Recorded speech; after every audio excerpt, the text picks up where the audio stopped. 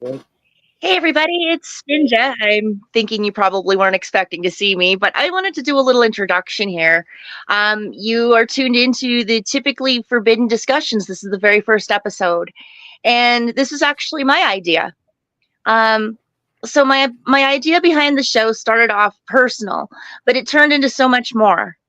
For me, I grew up surrounded by toxic men. My father was a narcissist. My mom's brothers made it a point to break both of us down. When I got to high school, I got to see the divine masculine in a group. I was fascinated. I could not get enough. I started hanging out with them at lunch, and they were one of the many reasons I loved music class as much as I did. I was not interested in dating any of them. They just made me laugh, and I just couldn't get enough. They were the brothers that I deserved. The men here remind me of those guys with the energy that they give.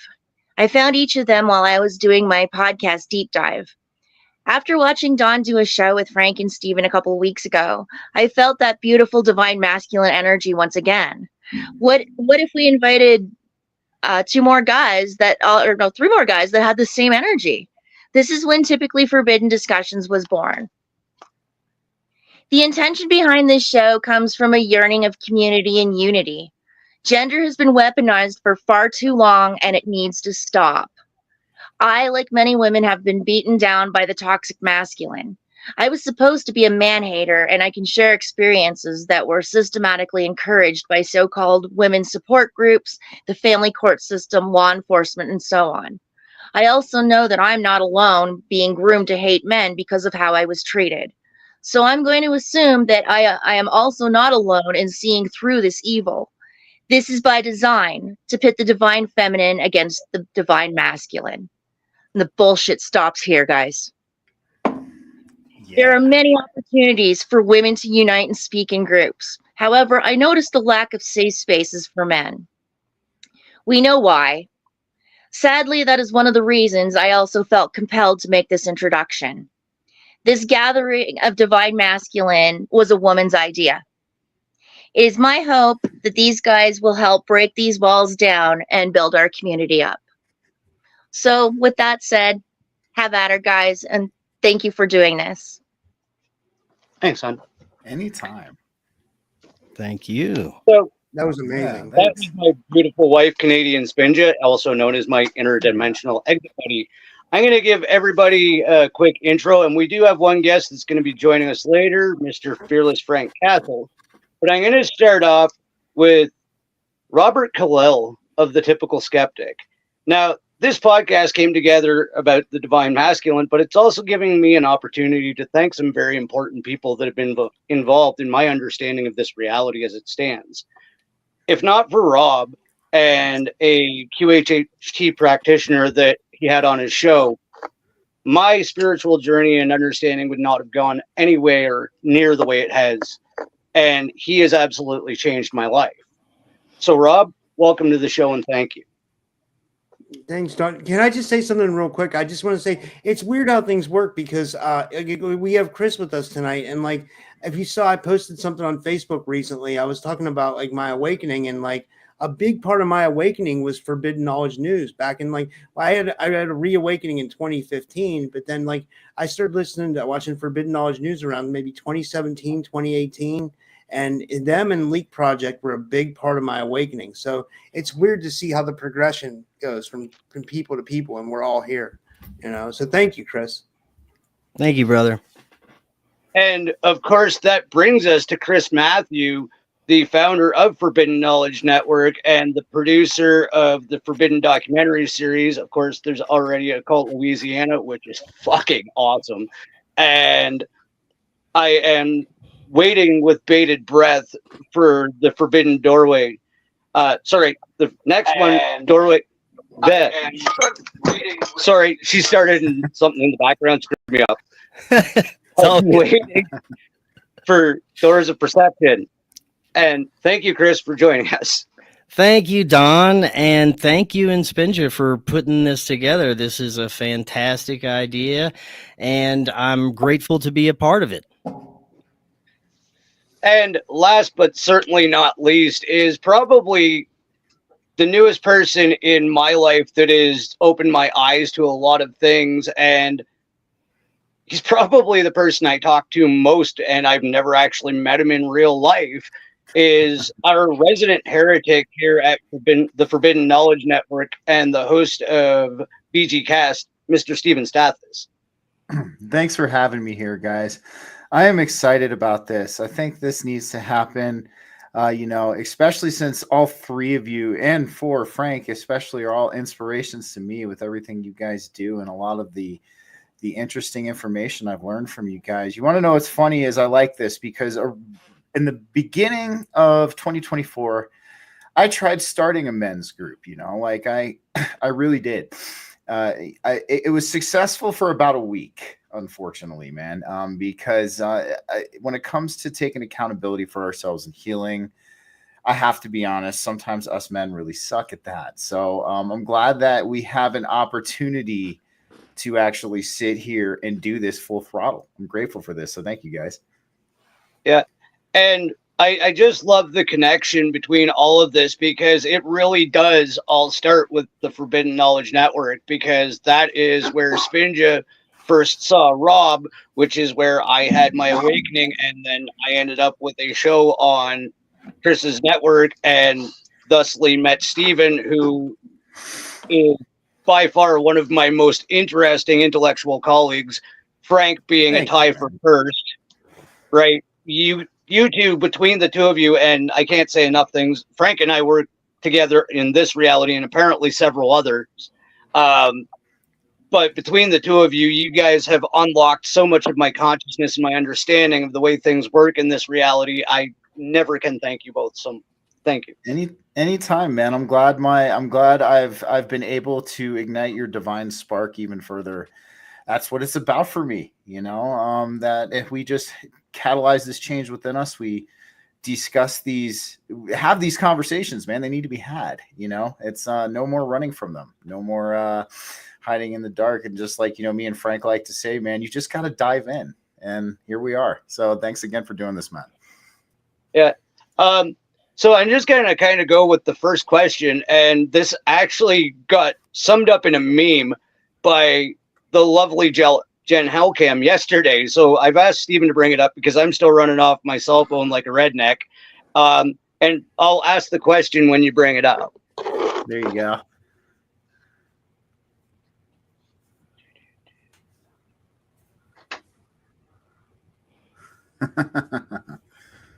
So what it is here is it says me trying to explain the multidimensional nature of reality and how you can shift between them. And it's got the person's family just sitting there with like a duh look on your face. Now, I had shared with Rob earlier, and I'll share with everybody, a lot of people know that my awakening stemmed from a multidimensional experience that I then tried to explain to my 60-something-year-old mother. And my mom is very open-minded. She's had her party days and some pretty trippy experiences. And she came back to me the next day, and she's like, I understand Sylvia Brown. Like, she understands past lives, right? And for somebody that just got told that your son's experiencing bleed through from multiple dimensions and different realities and stages of his consciousness, that's a pretty damn accepting mother. So my question is, and I'll start with you, Rob, what is it like trying to explain this stuff to your normal family in your day-to-day? It's hilarious. It really is, because I still have family that like celebrate holidays, so like I have to be around them at holidays, and like I it always comes up, like they'll be like, oh, we saw your show, and then they'll bring up something that I talk about, and they're like, so what's that all about? And I'm like, it's almost like it's almost like, oh man, I got to explain this again. It's funny, but I think some of them are starting to get it. I mean, it's I don't know. I find it funny trying to explain the stuff we know to like normal people. I don't. But I think on a positive note, I think the world's changing. I think maybe everybody will be hopefully at this level soon, or and maybe in the future. I hope. I think that's a good way of looking at it. And yeah, I know that you do run into that. Like, what are you talking? Like, I've had people that were on my Facebook list from my normal life that suddenly watch my show and they're like, what the fuck are you talking about? And I'm just like, oh, I see your feeling. Never mind. That's not for you. Right. And I don't want to think that I'm smarter or more understanding than anybody, but it's just like, okay, you're not there. Like, I go by like what Frank says about the layers. There's just layers and layers of people's understanding. But Chris, what's it like for you to like try to live a normal day-to-day life and explain the stuff that you talk to the normal members of your family? It has been quite the journey, and I am actually extremely proud of my parents for the way that they've interacted with me throughout my whole process. In the beginning, they really had no idea. I had started doing this as a hobby. I mean, you guys all know my story, but in the beginning, they just thought it was a hobby that I was doing. I was into, editing and digital media and things like that. So they didn't really pay too much attention to it in the beginning. But my dad would always, make sure and make comments like, be sure to keep that day job. You don't want to, screw that up and pay too much attention to what you're doing with this media stuff. And, I'd kind of brush it off. But the more that I got into this, and especially after I decided to convert it to a career, that's when I noticed that they were more supportive than I thought they would be, just because I think that they were there with me through a lot of my process and a lot of my journey, and they saw how hard I was working to kind of build up everything and how much I enjoyed doing it and how passionate I was about it. And they really couldn't deny that. And although they're much older people, they're in their 80s, and they are from a completely different generation, and they never really explored any of the topics that I did. My dad actually started watching my show, and it was the funniest thing to see. And he actually asked me questions about some of the shows every once in a while. He bought Corey's book, and he read Corey's book, and he loves his work. So I am so proud of my parents and the way that they've supported me, and they've even, helped with some of our production and with donations and everything. So they've been absolutely great. My sister has been amazing. She's always been supportive of me. My brothers, one of my brothers has been great, supportive the whole way. He watches my show. He's always asking me questions. The other one, he's in a bad place, and he has been for a while. So he really doesn't pay attention to that stuff. But overall, my family has been absolutely amazing. It's just some of the other people that I've had problems with, but it wasn't really problem. It's more of, in the beginning, I was trying to throw information at people and they weren't ready to hear it. Like you were saying, like Rob was saying, and you can't do that if they're not willing to be receptive to the information, because it's just going to backfire on you. So I just learned to let people become interested. In the past couple of years, man, the interest in what we are doing has skyrocketed. Like, people are just, they're becoming aware of things. They're awakening. That's all I can say. And I think we live in incredible times when it comes to doing what we do. I think COVID was a big wake up for everyone, right? I mean, like, Yeah. that was the one that really kind of shook everybody's, boots a little bit.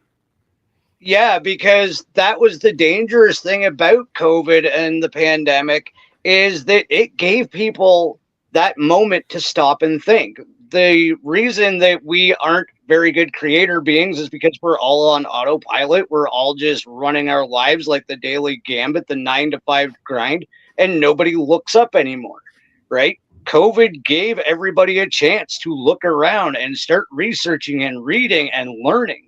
And that's something the system does not fare well against, when people start educating themselves. Exactly. And Stephen, that brings me to you. And you and I straddle two different worlds. There's the family aspect, and you and I both have fairly steady 9-to-5 jobs that we have to interact with normal people. And I was just wondering what it's like to ride both of those horses, I guess. Well, so I guess I'll start with this. In the family aspect of things, there's two different scenarios. Don't get me wrong. When I first woke up many, many years ago, I was an overzealous little shit. I tried to wake everybody and anybody up, man. I was the Paul Revere of the spiritual movement when I first kind of woke up. And it was an energetic stonewall for me, man. It was. And then now I guess really the best thing I could say is, for the people who aren't interested, I don't lay it on them. My dad's side of the family, very much so not interested. They are happy materialists. And, I'm not going to try to change that about them. That's a stonewall. However, the really cool thing for me, very similar to Chris in this instance, my mother and my brother are very open and awake. My mother's been on a spiritual journey most of her life. My brother has just broke into his, which has been a really cool thing for me too. So it's almost as if I'm sitting there, kind of I'm tailoring the message to his perspective. I'm trying to take the teacher route with it, because I want his to be unique and his own. So that I'm extremely grateful for. When it comes to my mom's side of the family and my sibling, they are on the vibe. Yes. So that's something that has really come to fruition, the past few years as well. So super grateful for that.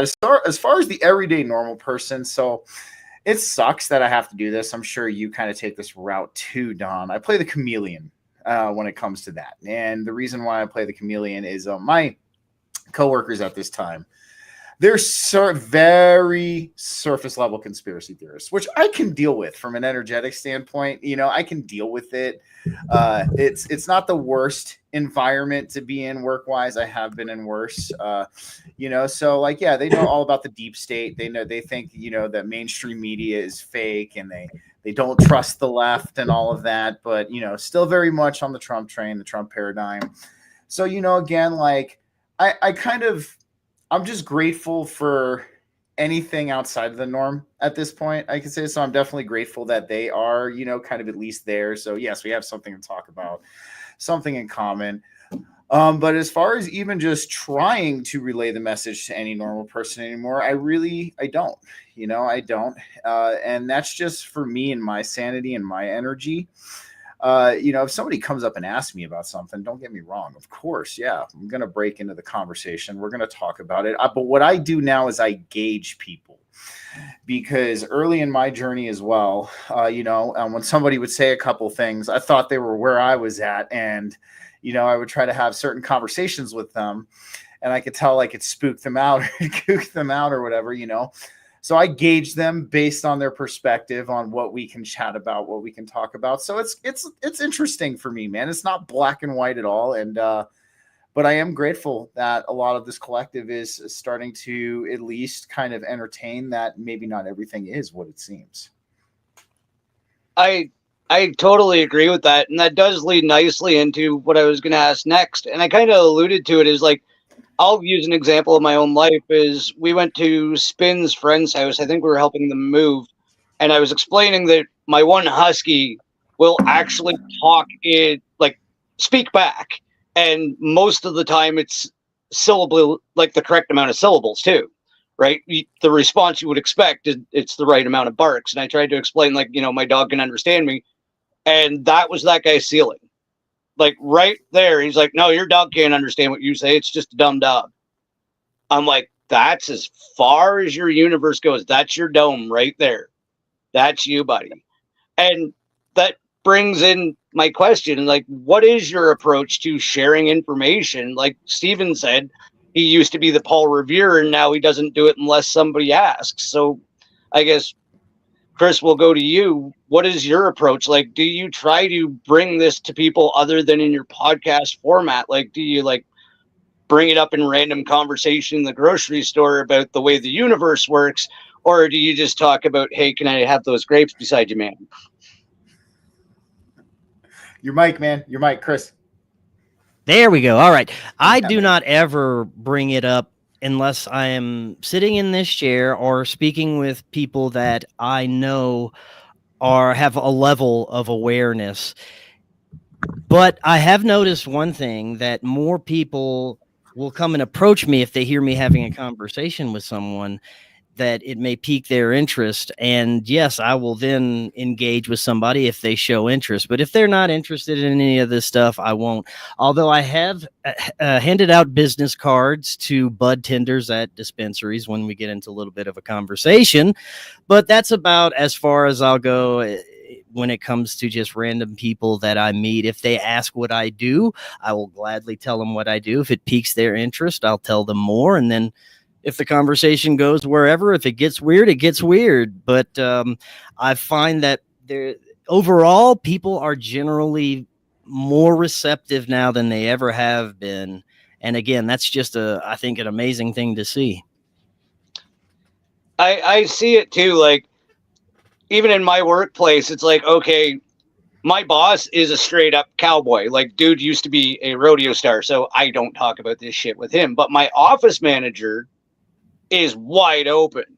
Like, I can tell her that I figured out how the universe works, and she's like, really, tell me, right? And that's I do have a little bit of play at work, but not much, because like everybody else is just straight laced, and the office manager's like, yeah, I get you, right? So I do have some give there. So Rob, I guess I'll go to you. Is like, in your day to day, how do you approach it? Like, do you bring it up in casual conversation? Like, if you're out for drinks with friends, do you talk about the show, or do you talk about normal life? No, I notice I don't bring it up anymore because I figure if people want to talk to me about it, they will. But like, I tend to gravitate towards other conspiracy theorists. I don't know if this is the same with you guys, but like, I'll be somewhere and I'll happen to run into someone who, like, I don't know, you just, you're getting eggs, and you see them getting eggs, and you might bitch about the price of eggs or something, and the next thing you know, you're talking about like whatever. It could be, whatever. And I just find that, like, I don't know what, if it's maybe because more of the world's waking up, or I'll just run into like weird coincidences, but I just tend to kind of gravitate towards other people who think like we do. Not all the time, but a good amount of the time, So that happens a lot. I feel like I'm done like waking up people. I feel like that's their job. You know what I mean? Like, I feel like they'll find my podcast or someone like Chris's podcast or yours, like, but like, yeah, No, that's how I kind of. I think that's right, because, I think each of us, I don't want to speak for everybody, but I know myself, like, when I started figuring shit out that was on like a huge scale, it's like, I have to tell everybody. And it's like, if you want to know, watch my show. Like, I'm not making anybody pay for anything. I wrote my paper. It's free on my Facebook. None of my content you'll ever pay for. Like, it's all free. Everything I figure out, I'm willing to share. But I'm also not going to force it down anybody's throat anymore either, because a lot of people don't want to fuck. I literally had a friend. I'm like, dude, I think I understand the biomolecular construct of the universe. He's like, I don't want to know. Literally said that. And I'm like, okay, bro. I get it. I will shut my mouth about that then, right? Like, I do find in general that the energy we put out seems to be attracting like-minded people. Like Rob was saying, he'll just run it into some random person and they'll happen to be interested in some of the same things. Well, I notice that more and more often, as well as my interactions with people in general seem to be more pleasant at times. And it may just be my perception has changed over the years, and I notice more of the positive things, which is probably closer to what's happening. But it does seem that it may be a combination of a few things. People waking up, us attracting that type of energy to other people, because it does seem like if someone is vibrating very low and you're in the same proximity, they don't seem to notice you. You may notice them because you might be repelled and just, kind of sense that negative energy. But it seems like people like us that are vibrating very high tend to be invisible to some of the trollish type people, if you will. I'm with Chris on that, dude. I mean, same with Rob.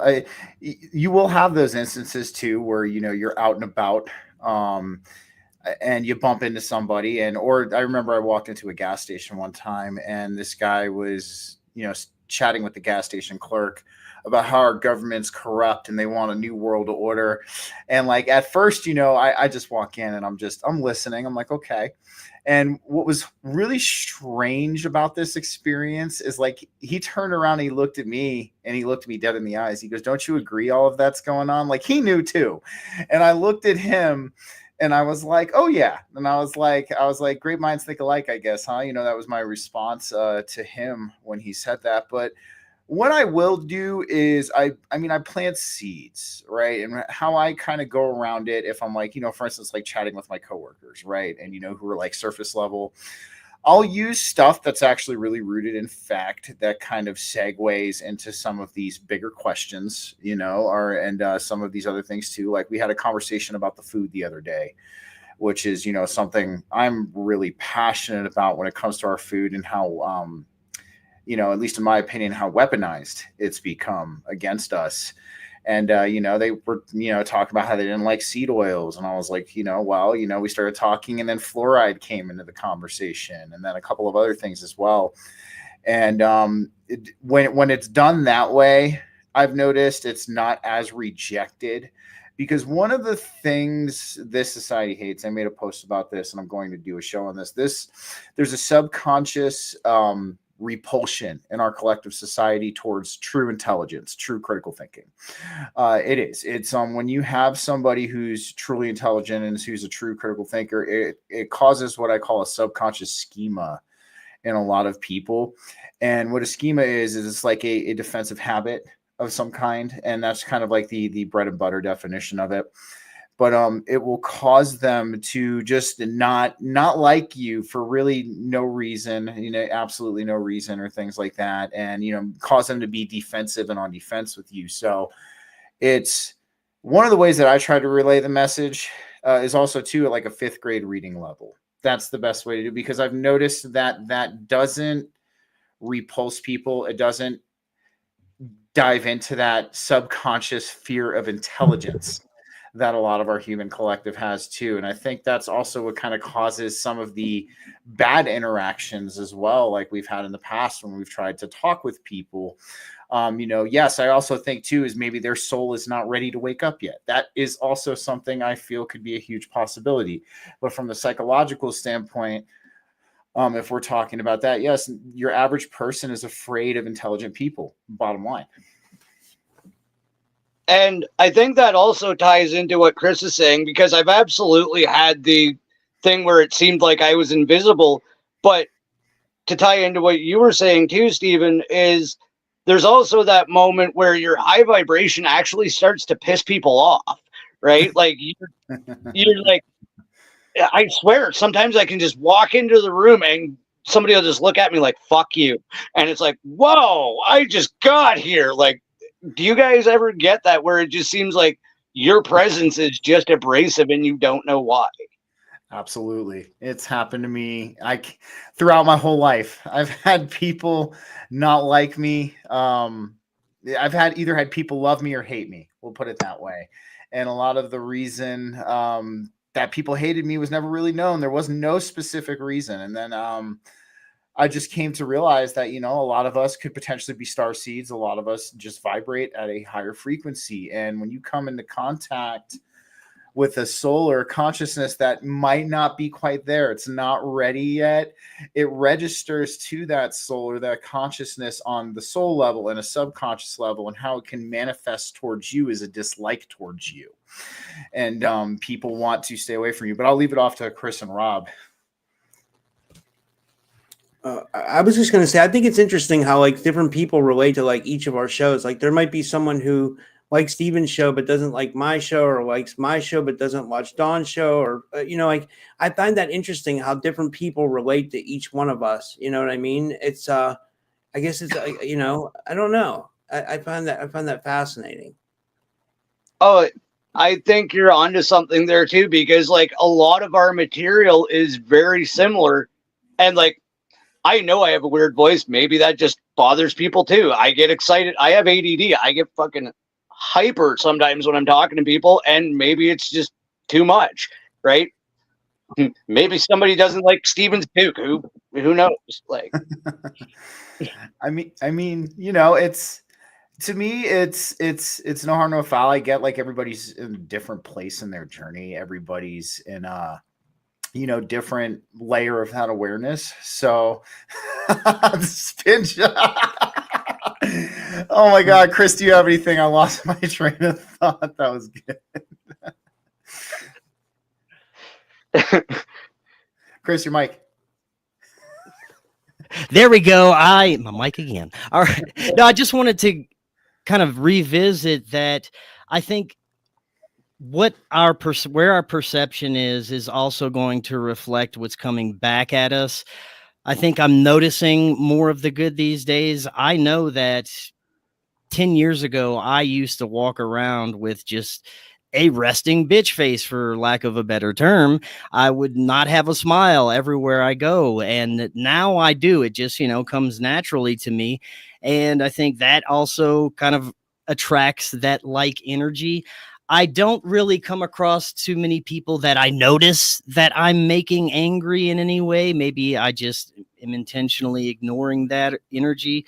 But I do find that where we're at any given interaction, any given moment, is also going to reflect what kind of people that we come across, the day we're going to have, things, even the thoughts that are going to cross our minds during those times are going to reflect where we're at emotionally, mentally, spiritually. I totally totally agree with that, and it's something that I'm going to steal Steven's phrase here. I've had half a butt cheek in. Is emotional frequency drawing in what, like, your emotional frequency draws in your reality, basically, right? You're bringing in it. Where if you're at this level, you're drawing in like that level of stuff. If you're at this level, you're drawing in that level of stuff. Do you guys think that really has something to do with this reality? Like the mood you're in, the energy you carry, and the frequency you put out draws in what comes to you. That's everything. That our perception is what I've been exploring. Of course, my film, Doors of Perception. And I think the past probably 10 shows I've done have been heavily themed on how we perceive things and the way that our experiences, example, paranormal experiences, contact experiences, they're filtered through our perceptual awareness and where we're at emotionally and mentally during the time of those experiences. And it's to a point to where our perception can dictate whether it'll be a horrifying, malevolent entity or a positive, benevolent entity. And I'm not saying that it's purely that's what's going to dictate what we experience, because I think there are outside influences and intelligences that interact with us and may have different intentions, but it's still heavily going to be reflected based on where we're at. And I think this goes for everything that we experience in our lives. And this can be what some would consider magic, manifestation. If we are always vibrating at a certain level and we flow with whatever energy comes with us and we're not focusing on negative things. And this is not to say that negative things don't happen and we're not going to have shitty days, but it's the way that we react to things. It's the way we handle things and the way that we process information coming in, and the way that we put it out is going to be reflected based on that as well. So I'm just fascinated at how much we can create based on just our emotional state and the way we view things in our lives. I totally agree. And that's something you and I spoke about when Spin and I were just on your show, is like we were having a rough go. Like there was the illness, there was the collision, there was the loss of the truck. Like we took a beating on the truck, I'm not going to lie. And, then the new truck is acting up. And it got to the point, and the example I used on your show was like, at least it's only one flat tire, not all four. Like we literally had to start observing, at least it's not that bad. Like our heat went out, and it's like, at least it's only one night of minus 26, where in Ontario it went out for 72 hours and we didn't have power either, and it was minus 26. Right. So we're like, wow. Oh, it's just one night instead of 3 days. Yeah. right? Like we actually Crazy. started and we had gotten so down on life. That's why we were getting a shit kicking. But when we started going, well, it actually started even before that with a really shitty bill when our water heater blew up, and then it blew up again. So we ended up getting 2 electricity bills. Spin finally went at work and went, look, I'm doing everything I possibly can to take care of this right now. So I don't care. And that was the beginning of the shift. But then we started like looking at the small gifts that the universe was giving us. Like I could have ran over 4 nails instead of 1, right? I only lost 1 tire. Okay, I'm only at $400 instead of 12.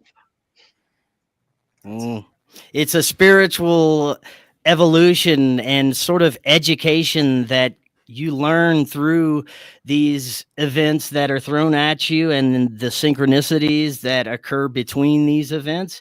And they seem to be tests at times to see how we're going to react, as well as a learning opportunity, an opportunity for us to realize if we react a certain way to a bad event, it's going to perpetuate itself. And I think that it's a way of communicating with this etheric consciousness, whatever you want to call it, source, but it communicates with us in these different ways. And it can be pretty damn harsh at times. And we get our asses kicked, but we have to learn from it. Yeah. I actually watch that about myself sometimes in real time. Like something will fall off the table and I'll try to grab it and I'll knock off 4 more things because I'm pissed off because the first thing fell and now that fell. Now I knock over the whole fucking table because I'm trying to get that picked up in a hurry. And it just snowballs. Like I literally create this shitstorm within 5 minutes because I can't control that one emotion.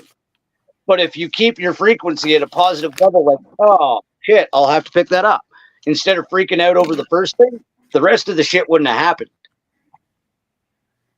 Exactly. Yeah, man. That happens to me a lot too. I agree. That's one of the things that it keeps perpetuating itself, especially the more frustrated you get with any given situation. It's like it's forcing you to do something different. You keep making the same moves and it's going to get 100 times worse each time you try and fight that force that you're pushing against. Oh, 100%. I was going to ask That's you why guys, does anybody feel like the energies have been off a little bit the last few days? Because I do. Like it seems like, I don't know if it's with the coming of the full moon. I'm a full believer that like when the full moon comes, it messes up a lot. I talk about it a lot. Like I don't know what it is. I don't know if the moon's a space station or if it's just something that is part water, so it reacts to us because we're water. But it seems like it definitely affects people around us. And I don't know. Do you guys get that too? I mean, yeah, for sure. I definitely want to touch on what you just said, Rob. I wanted to touch because I was chuckling when Chris said, like, you know, sometimes the divine can communicate with us in a harsh way. And I actually, Don will probably appreciate this. I was laughing because I'm going to quote Sarah the Alchemist: "The universe has no chill." And that is definitely that it will forthright. It will give you a universal backhand. I've always called it that. Especially if you repeat the same behaviors. But Rob, what you were saying, yes, things have been kind of interesting. I think I think that the moon definitely could have a play in it. I mean, potentially. I also think too that our collective energy is really, really amped right now. I mean, we are dealing with so much polarity, so much division in the general human collective at this point. And I think it's manifesting itself in people.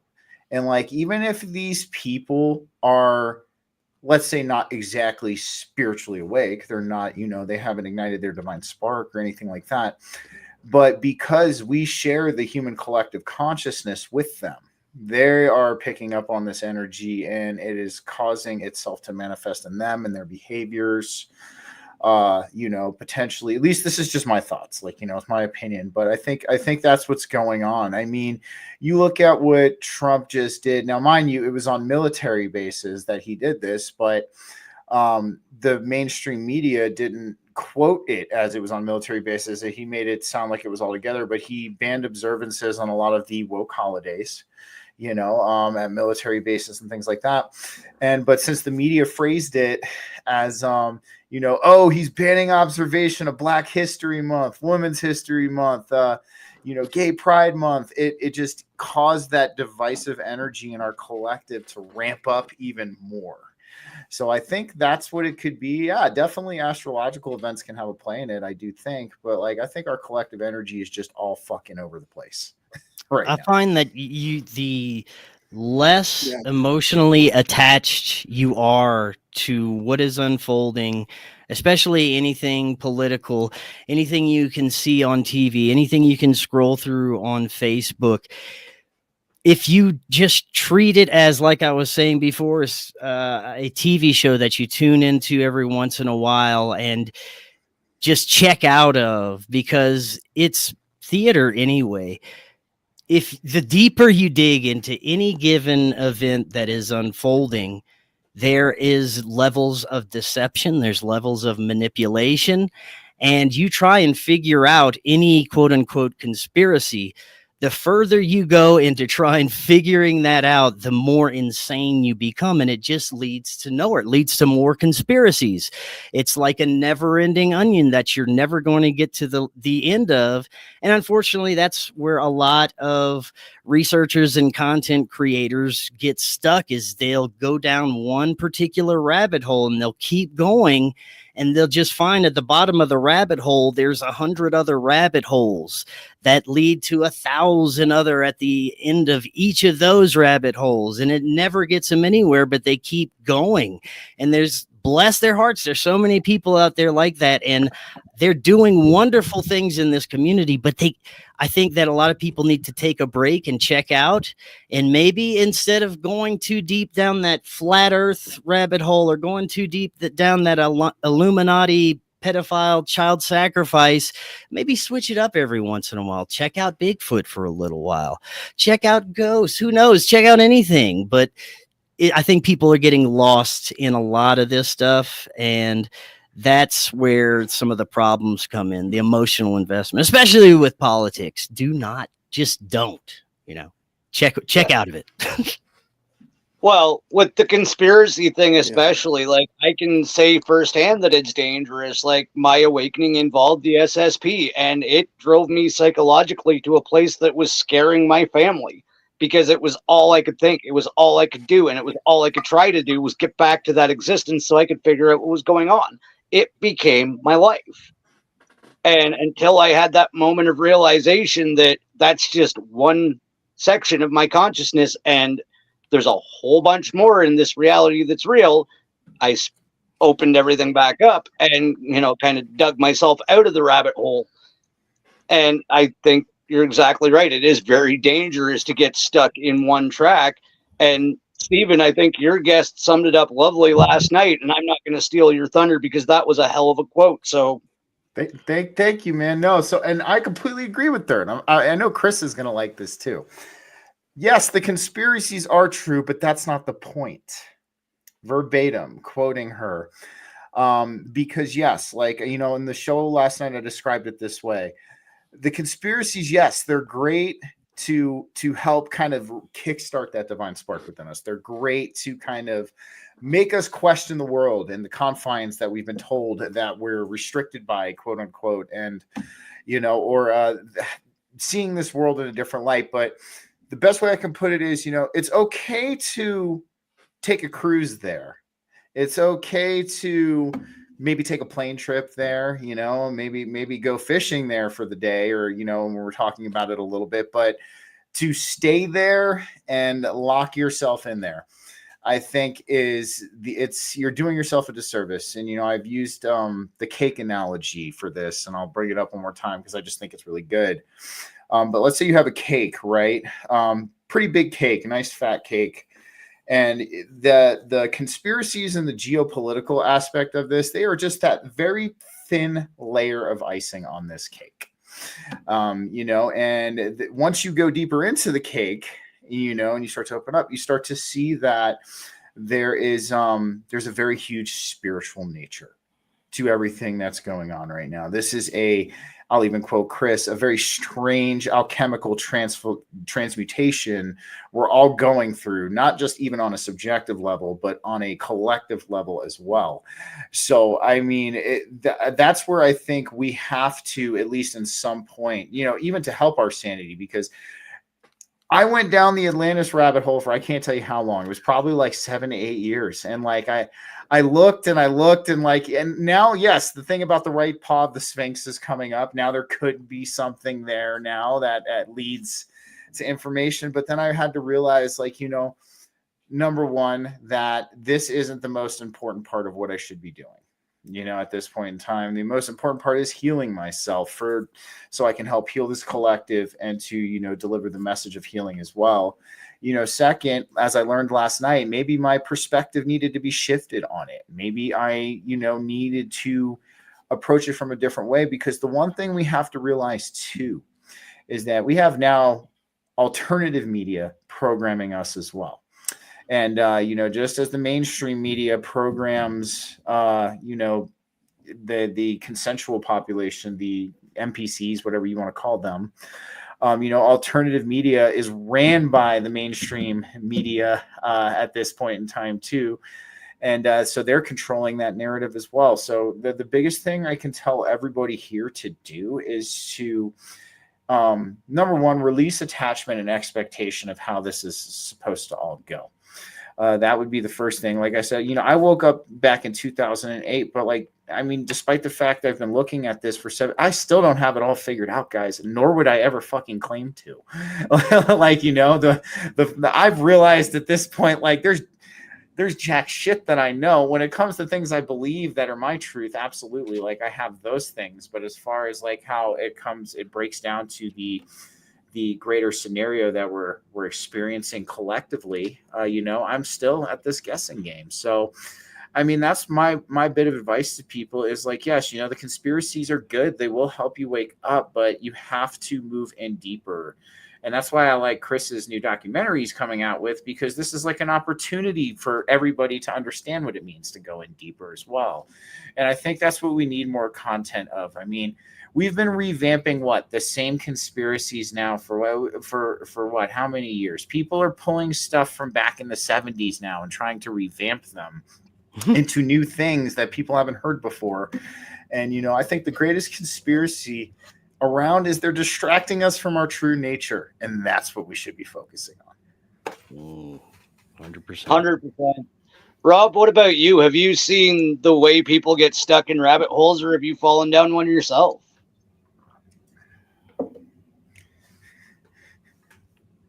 Your mic's off. But yeah, I've definitely went down a lot of rabbit holes, and when me and Steven did that show, I was saying that like I just try to keep an open mind about everything. Like I don't feel like I have any answers either. Like because I at the end of the day I have no clue what's going on. I mean I have some clue. After so many shows like I've done. I have an idea, but like I don't want to claim to know something and then I could be wrong about it. Like even like with like stuff like the secret space program or like military abductions or that's like a touchy subject because like the people that feel like they're experiencers of that they really feel like they have something real happening. So who am I to judge them? Like I just let them come on and tell their story, but at the same time, I don't completely, 100% like, I just want to be open-minded about everything, like, because at the end of the day, we don't know, there's a lot going on, with multi-dimensions, interdimensionally and like, plus territory that could be that we're not being shown. Like, I don't know if you guys saw this is off the show, but this was from a long time ago, but someone showed that video of NASA. They were showing that NASA films their Mars stuff on Utah or something, or somewhere in the Arctic. Some guy found it on Google Earth. He was showing pictures, and like it shows like this area looks just like Mars. And then they show the rover, and it shows people there too. And then they even have a van that says NASA. So it's like, wow. I don't know. Yeah. So it's hard to tell anything these days, especially with all the deception going on, AI, all that stuff. It's really difficult to discern videos and things like that. I have seen that. There's also speculated it could be Devon Island, Canada. But I wanted to add something to what we're just talking about, and the possibility that maybe we're not supposed to know everything. Maybe there are supposed to be some deep mysteries that humans aren't supposed to understand. And if we are an evolving species, if we're still in our growing evolutionary process and we're still toddlers in the grand scheme of the cosmos, wouldn't it be like toddlers asking for an AK-47 from the higher consciousnesses and not being ready for it? You know, maybe there are some things that we just aren't ready to understand yet. And I think these nerd dork Illuminati Silicon Valley elite scumbag parasites are trying to do just that. They're trying to get a hold of that AK-47 when they're still pooping in their diapers every day. So that's just my thoughts on that. I would agree with Chris, you on yeah, I that, was going to Chris. ask you, do you think on a deeper level we're not supposed to know about the afterlife? Because I've been trying to figure that out for a long time, and like I Yeah, can't hell yeah. figure out like That's definitely one of those things that we, even when we get on the other side, they're like, you know, we're gonna show you a balloon and a turkey and your guides, and whoop whoop, you're back. Happy? Yeah, Yeah, we're not supposed to that know was what's going about on. it. Well, Here's a So you big believe in one. the soul trap? Then you think that you were a soul trap? Like Oh, I don't know. I try not to go there because it's just too dark for me. And I think that really we can, if we are that powerful of beings, that our perception at the time of death is probably going to dictate what's going to be on the other side. yeah. So if we perceive that we're in a soul trap and we're stuck here, I wouldn't go out like that. You know, I'd rather go out thinking that it's going to be a endless eternal experience of love with source or whatever that is supposed to be, rather than an archonic soul form. you know, Yeah. I'm with Chris, man. I think there's certain things that I think it would destroy the human experience. I mean, like, and that's why I think, you know, I mean, we look at a lot of the new age community, and, you know, a lot of them are like, oh, I'm done being a human. Like, I want to be in the higher realms, man. I'm done being here. Well, you know, part of this experience, you know, is to embrace it. At least in my opinion, you chose to come here and be a human. You know, you chose to come here and assist with what's going on right now. And there's certain things I think that would alter that and would counteract that experience that we're having here for sure. Don't get me wrong. I do think we can learn and develop a knowing of quite a few things while we're here. But as far as the entire grand scheme of how every little fractal facet of this universe exists, I don't know. That's something to think about for sure. I'm just gonna give my take on that because, as most people know, I've had about a half dozen confirmable NDEs, and the most recent I just talked about on Chris's show, and I checked out for a few seconds, and this is the first time that I actually brought back a tangible memory. And like you guys said, I was able to experience one of the most wonderful and emotionally satisfying and embracing feelings I've ever had in my entire life. I've never felt love like that. But then I came back. Like, that was all I got, was the warm glow. This is how awesome it is. This is what you're going to feel like. Keep that vibe up, and you're home. And I was like, well, fuck. I mean, people's experiences, near-death experiences, they're very similar in so many ways. They have so many aspects that you can check off. Yes, that was there, but they're also very, very different in many ways. Some people will experience the light being, some people won't. Some people experience beautiful geometric shapes and the feeling of love.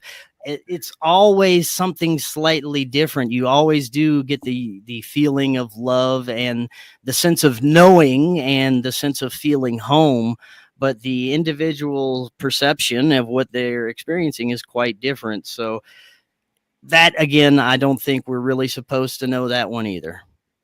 No, I think that is as much as I was allowed to see. What were you gonna say there, Rob? Too? Oh, I can't even remember. I just had a mind blank. Yeah, I kind of just had a mind white. I don't know what happened. Well, one That thing I want happens to add real sometimes, quick. you know? One thing I want to add real quick is so. I mean, let's talk about the concept of dying before dying real quick, because this is something that comes up in the spiritual community a lot. A lot of people talk about this as the true path to spiritual liberation. I mean, who's to say it couldn't potentially be that? But I mean, there's a few ways of going about it. You have DMT. That's one, because it has been shown that DMT is released in our brains 6 seconds after we die. The difference in that, I think it is it's not exactly the experience of dying, but it takes you to those realms that you can actually, go to and visit. That's why it always has that eerie sense of familiarity to it, and of course, like Chris is saying, yes, there's a similarity in the DMT experiences. Don't get me wrong, but everybody's perception of them and the encounters that they have in them are each individually and unique. Like, I might get greeted by Seraphim. Don might get greeted by the machine elves. Like, somebody else might not get greeted by any entity at all. It's a very interesting concept when you see how the afterlife kind of is tailored to the perspective of every individual that experiences it, whether it's a waking dream like DMT or a waking death like DMT or a near-death experience itself. So no, that is, I mean, the overall objectivity of that experience, I don't know if that's something we're meant to understand. That would probably blow our heads out of the water, for a lack of better words. So Yeah, I think that's true too. Like, I don't think there's certain things that humans are capable of handling just yet. And I'm not trying to sound condescending about our human race. I'm just saying I don't think we're quite ready yet. And even back to what Chris was saying is about the energy and the ability to manipulate it. I don't think there's a lot of people in this current reality that are ready for instant manifestation either. Like, we are figuring out that energy and frequency and all of this controls our reality, but I don't think there's, there would be some jackass building a nuke in his backyard because he can, just like that. I don't think there's a lot of people that are ready for that. Well, it's funny because Chris talks about handing a toddler an AK-47. I think it's like handing a toddler the Tesla death ray. Yeah. In a lot of ways, man. It would be not, I don't think any sane person would welcome that one, but yeah. I wanted to say that we're always searching for the solutions. How do we take down the parasitic ruling class? How do we dismantle these systems? And we say the solution. I think every show that we do, we touch on it. We talk a little bit about it, but we don't frame it as it is the solution, but it really is. And I don't know why more people don't frame it, this is what I'm about to say, as the solution, because it's the only obvious answer. And that's not to storm the Capitol, not to have violence in any way or try and drag the pedophiles out in the street and hang them, but to focus on yourself, to heal yourself, to get your house in order, and to make sure that you and your loved ones are taken care of. And of course, treat everybody with the same love and respect that you're treating yourself and your family, but you have to focus on yourself and get your shit right. And once you do, there's so much that follows that you would have never even expected. You start eating right, you're automatically not supporting the poisonous food anymore. You start treating other people right, that reflects on other people. It's like a contagion. They notice these things. And like we were talking about earlier, if they can't handle that energy, they're going to gravitate away from you. And these things have a ripple effect. Even the smallest thing that we do in our everyday lives has this massive global 100th monkey effect.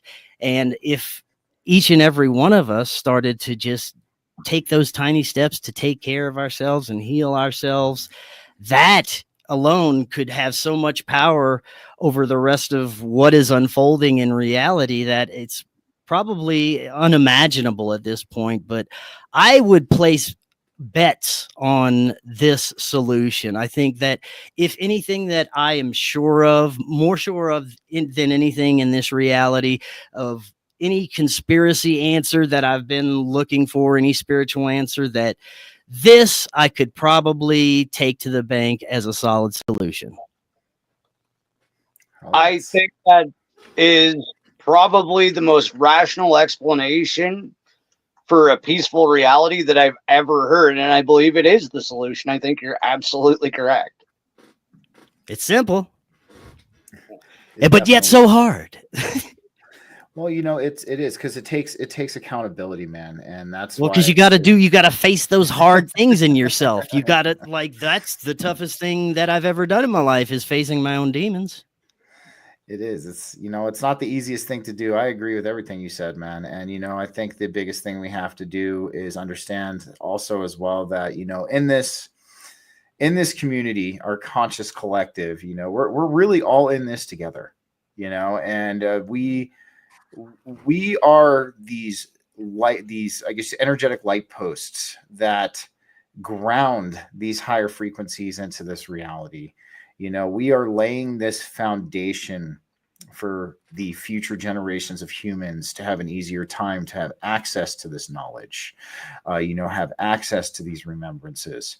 I mean, who's to say maybe in 100 years they won't be looking at our videos, guys, and being like, oh my goodness, like, you know, they really knew what these people knew. And you know, with that being said, guys, we have to start treating each other better in this community as well. We have to start working together in this community as well, man. You know, every time you argue with somebody or ostracize somebody in our community, man, you're giving the parasite class exactly what they want.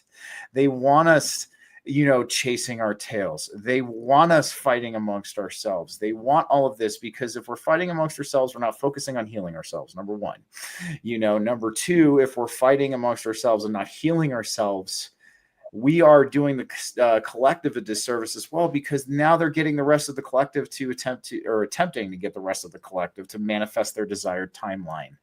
So, you know, the more healing that we do, not just within ourselves, but keeping it cool with our, you know, brothers and sisters in arms and our conscious collective as well, man. We have to work together. The ego game has to stop. That's what I would add to Chris's solution for sure. Yeah, all you content creators hating on the newcomers that are just trying to find answers and making fun of them just because you think you have more answers than them. All this bullshit needs to stop. It's getting ridiculous in the community. It really is. And the only thing I could throw on top of that is probably one of the most interesting analogies I've seen for the dick waving and name calling in this community. That's like asking a Vietnam veteran to explain World War II. They're not going to have a fucking idea, because they might both be soldiers, but they're not going to be the same experience, right? It doesn't have to be the same. I could experience something, somebody else could experience something, Steven could experience something, and we could all be right. 100%, man. It's to me, it just blows my mind, you know, at how, like I even said it in my post the other day, like I watched so I don't know if you guys have heard of End of Days Radio. Like, you know, I was on their show a couple times. I was on the round table.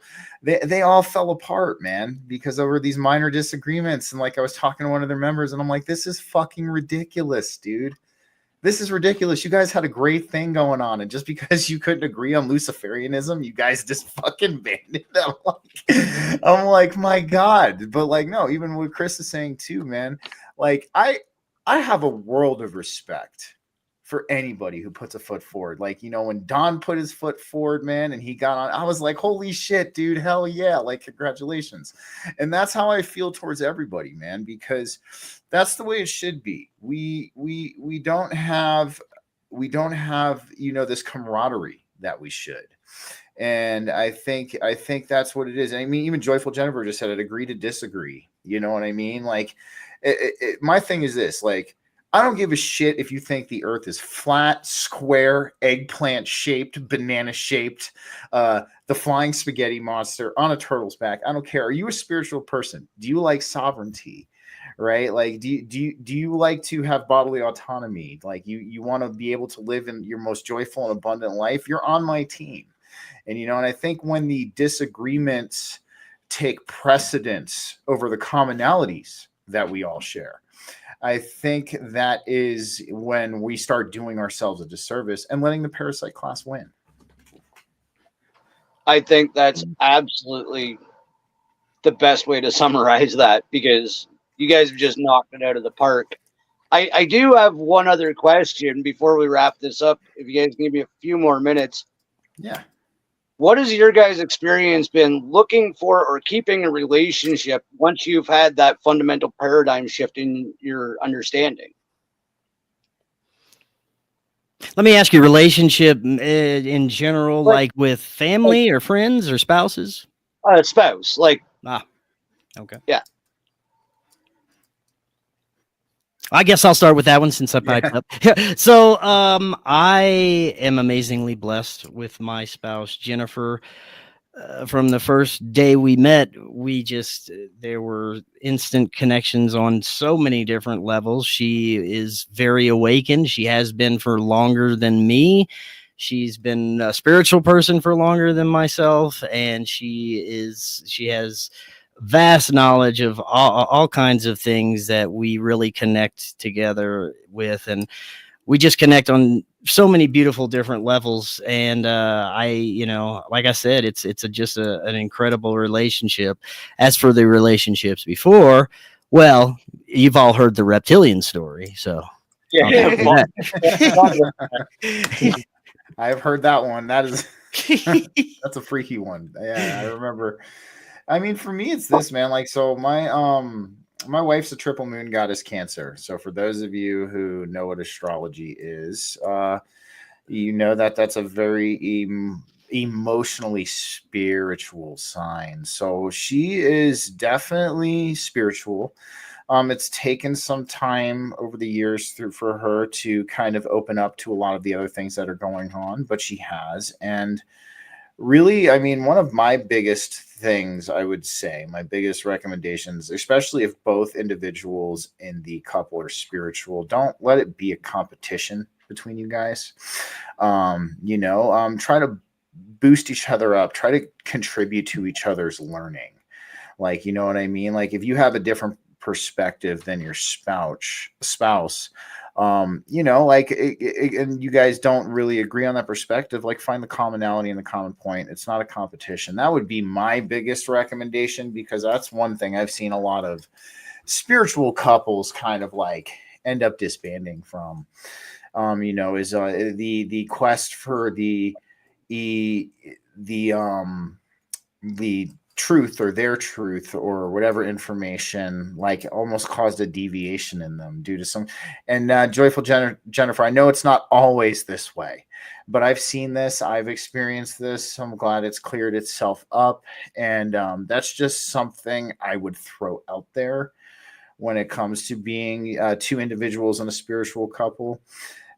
But yeah, of course, like, it's all about balance. That's the best thing I can say. It's all about balance. It's all about that inner standing that you have for yourself, and that inner standing that you have for each other. And that should be the precedence of it all. But yeah, that's what I really have to say about it. Okay.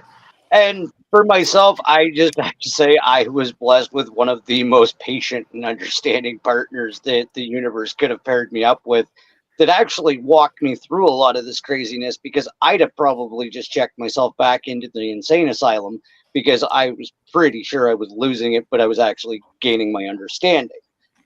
What is it like for you, Rob, trying in the dating scene right now, and like, you being a paranormal or otherworldly podcaster, and that's the icebreaker? Like, what is that like, trying to have that conversation? And you basically have to date women that are like into the same things as you. I mean, I can't tell a normal girl, but I mean, I was with my ex was like I thought was my like soulmate, and we broke up. It just didn't work out. So, we broke up like a year and a half ago, and but yeah, I'm still kind of upset about that. I mean, like, I meet other people, I meet other women all the time. It's just like that one just kind of lingers with me because of the way it ended. So, it kind of, Yeah. I don't know.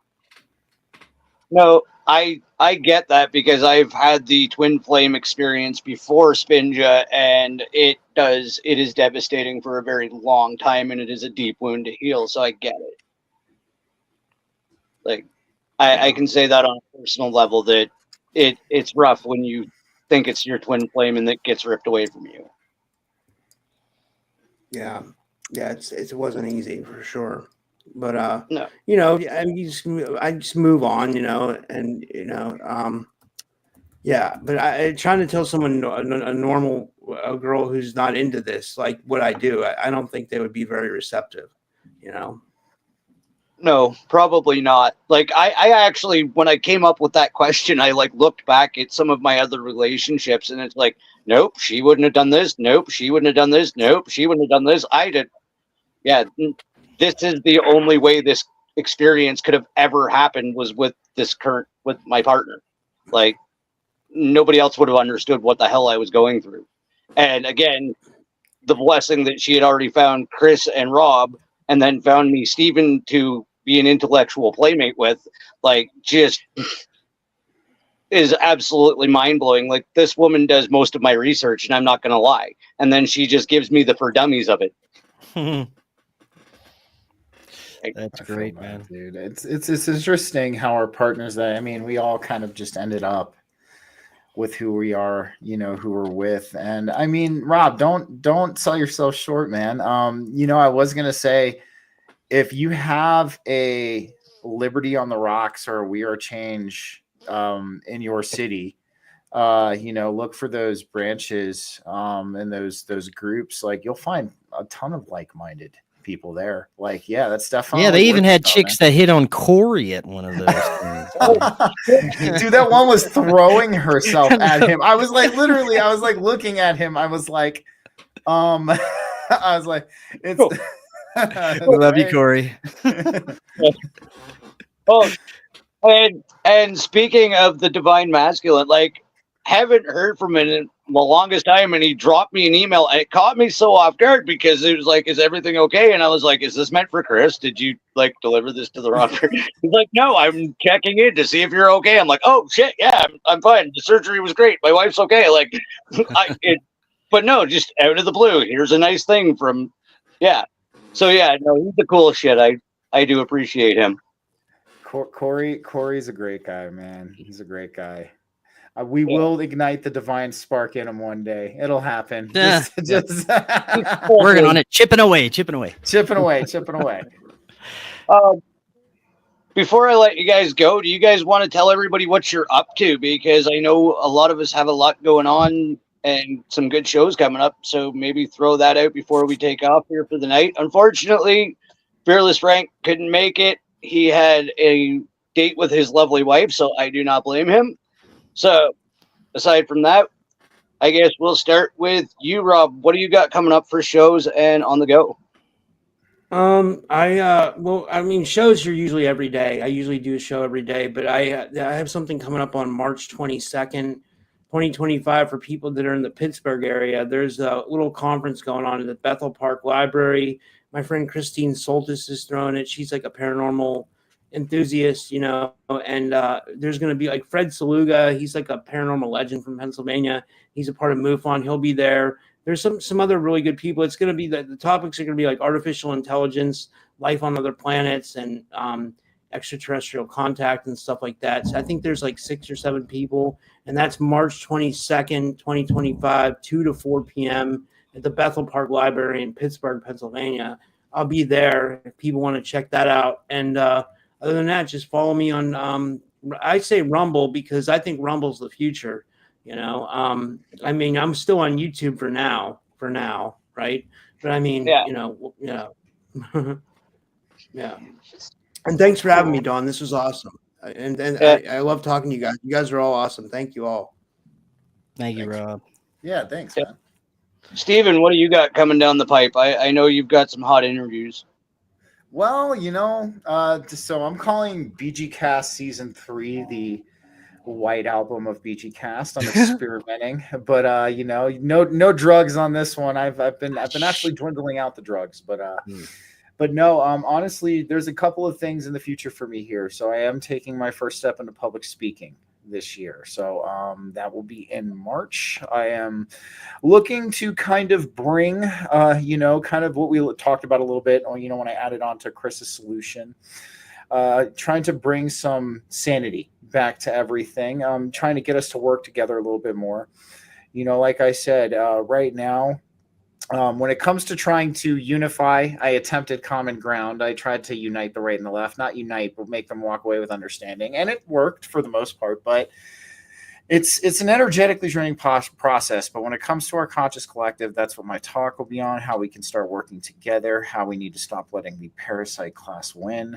There is word of a documentary in the air also. I have been chatting with someone. I pitched an idea to somebody, so that could very well be a thing coming towards the end of 2025. Other than that, guys, come check me out. I mean, I am a part of the Forbidden Knowledge Network with Chris and Don. Check out the Forbidden Knowledge Network website at forbiddenknowledge.news. Check out all 4 documentaries now. Man, this is pretty cool. And definitely show your support. And of course, guys, you can find me on Rumble and YouTube under BG Cast. I also stream to X under BG Cast and all social media under the same name. So, Don, I really like how I've helped contribute to your journey. I'm grateful to you and Spinja for doing this tonight. This was a really cool time. And I think we kind of started a cause and effect here, man. I'm looking forward to doing more of these conversations in the future. Yeah. Absolutely. And we were reaching some of the guys in the chat. I don't know if you guys were watching it as well, but there was some positive reactions, sharing experiences.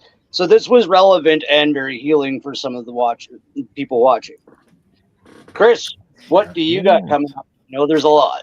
Yeah, I'm a little busy, but as far as Forbidden Knowledge news, I've got a couple of exciting shows. I'm excited about them. Next week, we've got Dr. Joseph Farrell coming back on, and we've got Alana Freeland.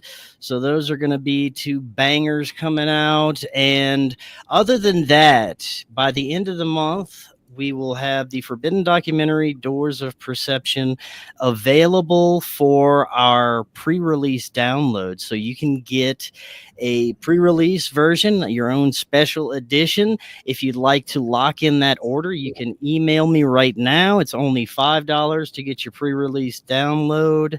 We're also going to have t-shirts that are coming out along with it. And those sales are a great way to help us with our upcoming promotion that we're doing for the film. And we'll also have a trailer for you guys within the next couple of weeks. So just tune in and we'll keep you updated as to the process of everything going on there. And Don, thank you again. Thank you, Spinja, so much for setting this up. This is a fantastic idea and a wonderful discussion. I hope we planted a few seeds tonight.